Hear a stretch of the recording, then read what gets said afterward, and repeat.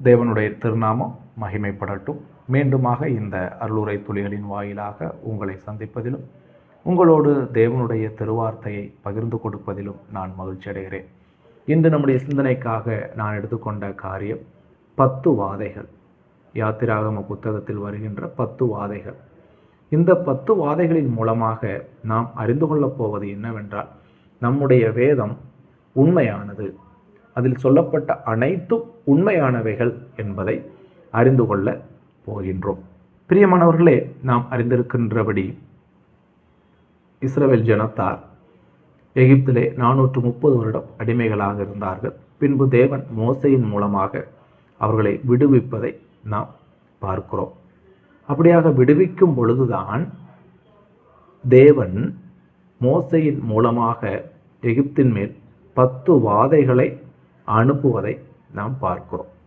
இந்த 10 வாதைகள் என்பவைகள் எவைகள் என்றால், 1 தண்ணீர் இரத்தமாகுதல், யாத்திராகமம் 7வது அதிகாரம் 14 முதல் 25. 2 தவளைகள், யாத்திராகமம் 8வது அதிகாரம் 1 முதல் 15. 3 பேன்கள், யாத்திராகமம் 8 16 முதல் 19. 4 வண்டுகள், யாத்திராகமம் 8 20 முதல் 32. 5 கால்நடைகள் மீதான கொள்ளை நோய், யாத்திராகமம் 9 1 முதல் 7. 6 எரிபந்தமான கொப்புளங்கள், யாத்திராகமம் 9 8 முதல் 12. 7 அக்கினியும் கல்மலையும், யாத்திராகமம் 9 13 முதல் 35. 8 வெட்டுக்கிளிகள், யாத்திராகமம் 10 1 முதல் 20. 9 காரிருள், யாத்திராகமம் 10 21 முதல் 29. 10 முதற் பேரானவைகளில் மரணம், யாத்திராகமம் 12 29 முதல் 33. பிரியமானவர்களே, இந்த 10 வாதைகளை நாம் வாசிக்கும் பொழுது இப்படியெல்லாம் நடந்திருக்குமா என்ற அளவுக்கு நாம் யோசிக்கிறவர்களாக காணப்படலாம். அநேகர் இதை நம்பாதவர்களாகவும் இருக்கிறார்கள். மட்டுமல்ல, இந்த வாதைகளை அறிவியல் பூர்வமாக வியாக்கியானம் செய்கிறவர்களும் காணப்படுகிறார்கள். ஆகிலும் இந்த வேதாகம விவரணை, இந்த 10 வாதைகளை குறித்த வேதாகம விவரணை முற்றிலும் உண்மையே என்பதை நாம் அறிந்து கொள்ள வேண்டும். அதைத்தான் இந்த காணொளியின் மூலமாக, இந்த 10 வாதைகளும் வேதாகமத்தில் சொல்லப்பட்டுள்ளபடி எகிப்தின் மேல் வந்தன என்பதைத்தான் நாம் இப்பொழுது கற்றுக்கொள்ள போகிறோம். பிரியமானவர்களே, எகிப்து தேசத்தில் 19ஆம் நூற்றாண்டின் முற்பகுதியில் எகிப்தில் ஒரு பழங்கால ஓலை நாணல், அதாவது பாப்பிரஸ் கண்டுபிடிக்கப்பட்டது.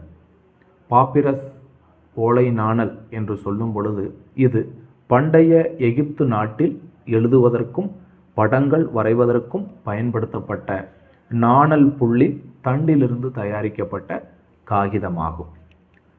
இது ஹாலந்து நாட்டில் உள்ள லெய்டன் மியூசியம், லெய்டன் அருங்காட்சியகத்திற்கு எடுத்து செல்லப்பட்டது.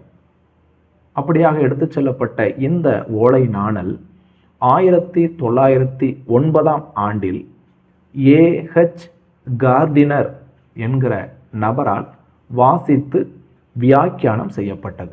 அந்த ஓலை நாணலில் என்ன எழுதியிருந்ததோ அது ஏஹெச் கார்டினர் என்பவரால் வாசித்து வியாக்கியானம் செய்யப்பட்டது.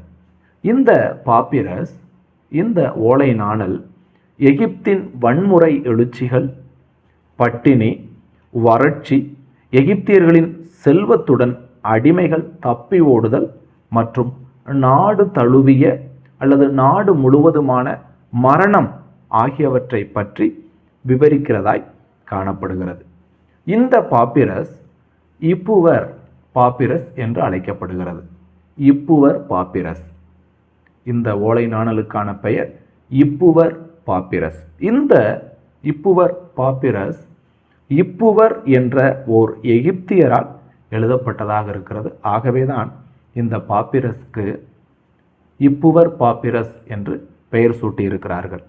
மற்றும் இவர் இந்த இப்புவர் பாப்பிரஸை எழுதின இந்த இப்புவர் என்கிற நபர் யாத்திராகமத்தின் வாதைகளினால் ஏற்பட்ட தாக்கத்தை அல்லது விளைவுகளை நேரில் கண்ட சாட்சியாக கருதப்படுகிறார். அந்த வாதைகள் ஏற்பட்ட போது அங்கே வாழ்ந்த அதை கண்ணால் கண்ட சாட்சியாக கருதப்படுகிறார். ஏனெனில் இந்த இப்புவர் தன்னுடைய இந்த பாப்பிரஸில் எழுதியிருக்கின்ற விவரணைகள் யாத்திராகம புத்தகத்தின் விவரணைக்கு, அதாவது யாத்திராகம புத்தகத்தின் 10 வாதைகளின் விவரணைக்கு இணையாக அப்படியே காணப்படுகிறது. அப்படியாக அந்த இணையான காரியங்களை உங்களுக்கு நான் விளக்கி காட்டுகிறேன். பாப்பிரஸ் 2வது அதிகாரம் 10வது வசனமானது நதி இரத்தமாய் இருக்கிறது என்று கூறுகிறது. நம்முடைய வேதாகமத்தில் யாத்திராகமம் 7வது அதிகாரம் 20 நாம் வாசிக்கையிலே நதியில் உள்ள தண்ணீரெல்லாம், நைல் நதியில் உள்ள தண்ணீரெல்லாம் இரத்தமாய் மாறி போயிற்று என்று சொல்லப்பட்டிருக்கிறது. அடுத்ததாக பாப்பிரஸ் 4வது அதிகாரம் 14வது வசனம், பாப்பிரஸ் 6வது அதிகாரம் 1வது வசனம் சொல்லுகின்றன, மரங்கள் அழிந்தன, பழங்கள் மூலிகைகள் எதுவும் கிடைக்கவில்லை.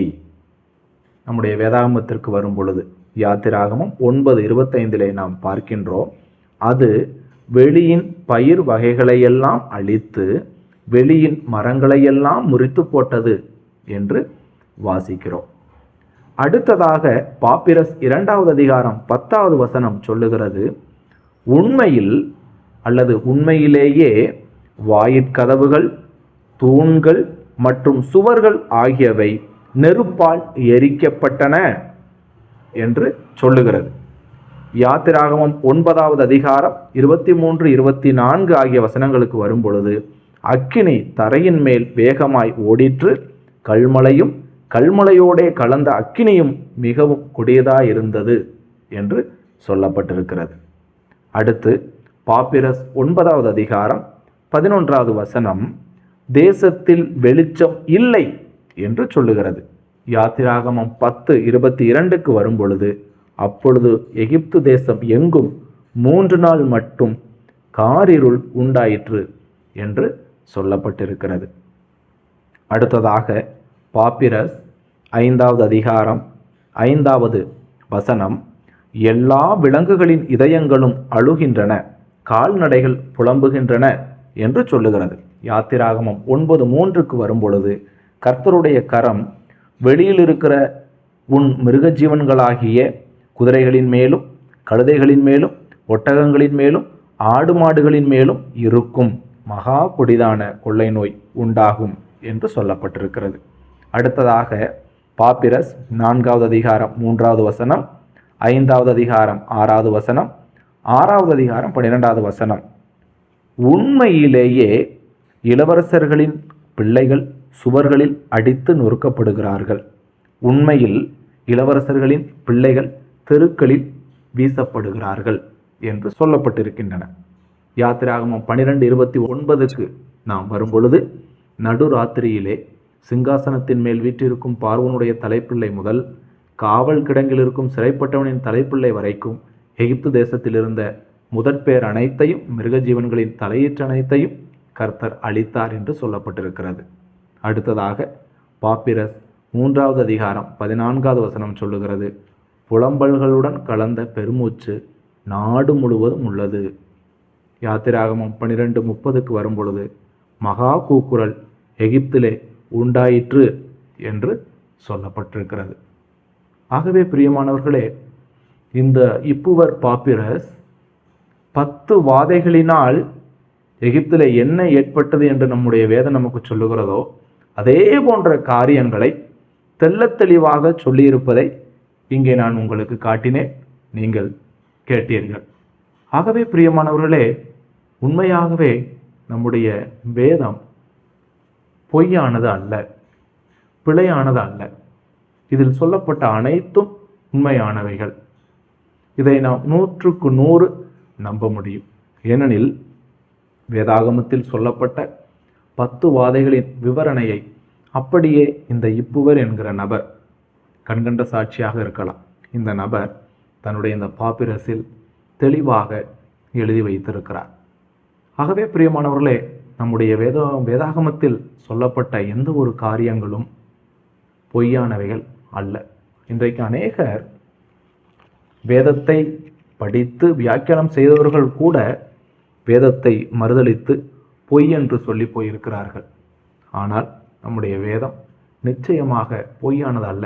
இதில் சொல்லப்பட்ட அனைத்தும் 100க்கு 100 உண்மையானவைகள். ஏனென்றால் இதை நமக்கு கொடுத்த தேவன் உண்மையான தேவன், பொய்யுரையாத தேவன், எவ்வளவேனும் பொய்யுரையாத தேவன். ஆகவே இந்த சத்திய வேதத்தை, உயிருள்ள வேதத்தை, உயிருள்ள வார்த்தைகளை நாம் நிச்சயமாக நம்ப முடியும். இந்த வார்த்தை தான் நமக்கு வாழ்வு, இதுதான் நமக்கு நித்திய ஜீவனை தரப்போகிறதாய் காணப்படுகிறது. ஆகவே பிரியமானவர்களே, நம்முடைய வேதம் குறைவற்றது, உண்மை உள்ளதாய் காணப்படுகிறது. ஆகவே இதை நம்புவோம், இதன்படி வாழ்வோம், தேவனுடைய மகிமைக்கென்றே நாம் சாட்சிகளாக திகழ்வோம். தேவனுடைய நாமம் இன்றும் என்றும் சதா காலங்களிலும் மகிமைப்படுவதாக.